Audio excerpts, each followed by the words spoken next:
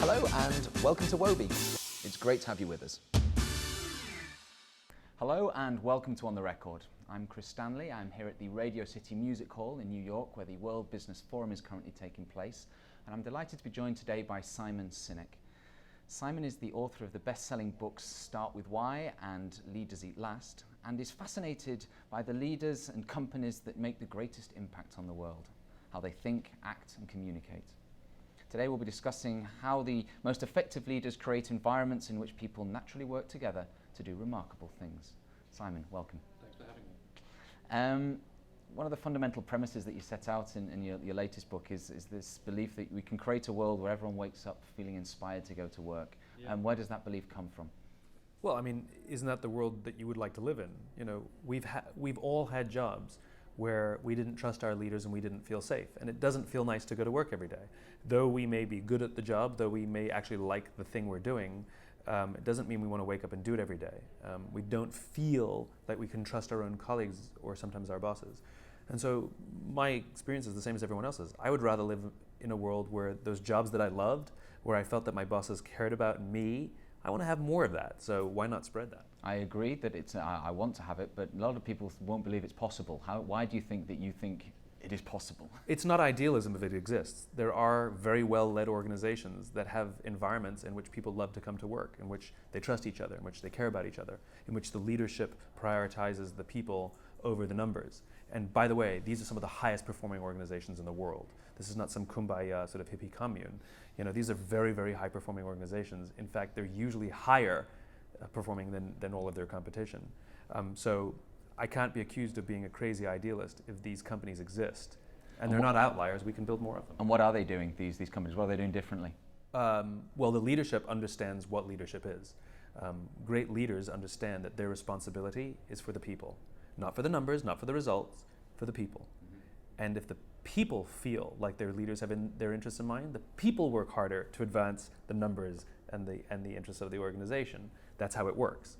You know, every organization on the planet is made up of people. And if people feel, you know, like their work is valuable and valued, if they feel like their lives have value to the organization, guess what?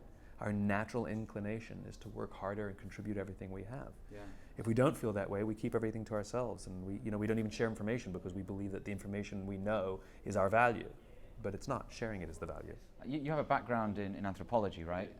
It's interesting. Give us a sense of how some of your thoughts around leadership have emerged out of your background in anthropology.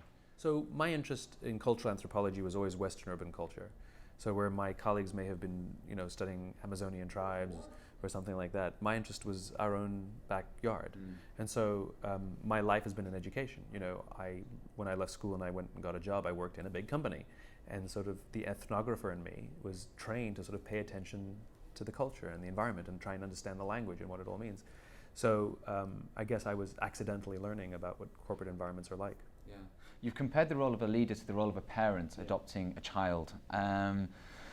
You can choose, you know, the company you work for, but you can't choose your family. Aren't genes really more powerful than employment contracts?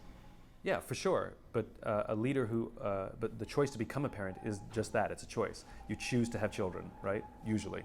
And likewise, it's a choice to become a leader. You know, simply getting the promotion doesn't make you the leader. That just means you have authority and you're given more authority. That's all it means. The choice to become the leader, like the choice to become a parent, means I now undertake the care of the human beings that are in my charge. I want to see them grow. I want to see them learn. I want to see their self-confidence build. I want them to achieve more than they think they're possible, than they think they're capable of, just like a parent. And these are what great leaders do. They make the choice as they become more senior to no longer worry about what they're doing and now worry about the other people who are worried about the doing. When times get tough, it's often becoming to companies that don't have much other choice than to let people go, unfortunately. When times get tough in families, you know, parents don't cut their children off. Exactly right. So how do you balance that? That only reinforces my point. So who says that it's the right thing to do to let people go when times are tough? Okay. You do realize that prior to the 1980s, mass layoffs did not exist in the United States. It is a relatively new experience. And it was done on the heels of the theories of shareholder supremacy starting to take hold. And these things all go together. It's because these investors were now concerned that the CEOs of these professional executives were no longer concerned about their interests. They were too concerned with the customers and the employees. And so they created an incentive structure to put their interests first. And so rolls the dice, and we start to see the residual effects, the unintended byproducts of some of these management theories that I would argue have failed. Because what we've done in the process is make our interests shorter and shorter term, which hurts the long term, and we've done damage to the kinds of quality of thinking and innovation that come out of organizations, which is always from people. Hasn't a lot of growth come out of those policies that came out of the 80s? You look at a company like General Electric and the policies of Jack Welch, who is not known for his sentimentality. Yeah, and you also understand that GE needed a $300 billion bailout after 2008. So where did that growth come from when the taxpayer had to repay all that growth? No. Which companies do you look for as examples that we should be looking for as models of the leadership we need today? It's any of the companies that we love and that have been able to sustain for the long term. It's the usual suspects, of Apple, it's Southwest Airlines, it's Harley Davidson. But it's some young companies as well, like NextJump, which is a company in New York. They have a lifetime employment policy. It's very, very hard to get a job there. But when you do, you cannot get fired for performance issues. If you have performance issues, they coach you. Just like a player goes through a slump, he gets coached. He doesn't get fired. If your child is having problems at school, you don't trade it in for a new child. You get them a tutor, and this is how they treat their employees. So it's very hard to get a job there for all the obvious reasons, because the standards are high. These are the models of the new companies. Barry Waymiller, which is a large manufacturing company in the Midwest, also believes in building people. That's what they're a large manufacturing company, and yet if you ask the CEO, Bob Chapman, what does your company do?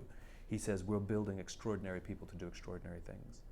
That's how he defines his company. These are good models. There's a really nice line in the book that I noted is, customers will never love a company until the employees love it first, which I think is really nice. How do you get your employees to, you've been talking about some of them already, but give it maybe some more specific examples about how you can get your employees to fall in love with your company.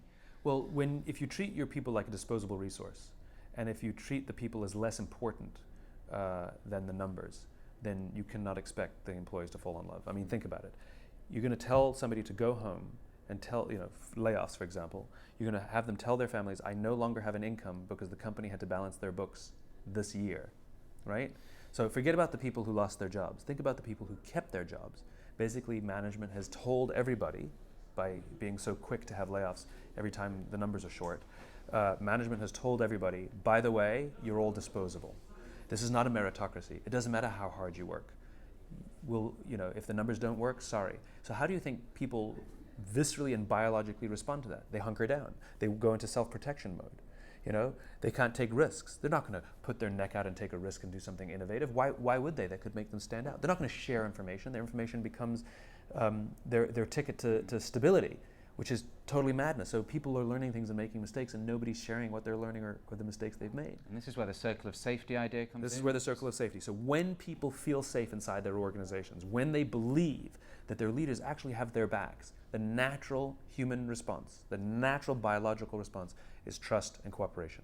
And if we do not feel like we're in a circle of safety, the natural human reaction is cynicism, mistrust, paranoia, and self-interest.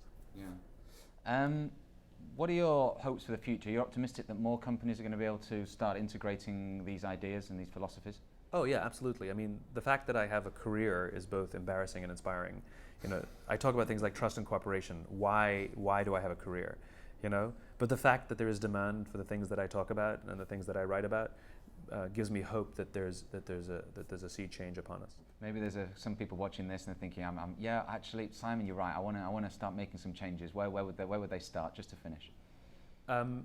We all have to choose to be the leaders we wish we had.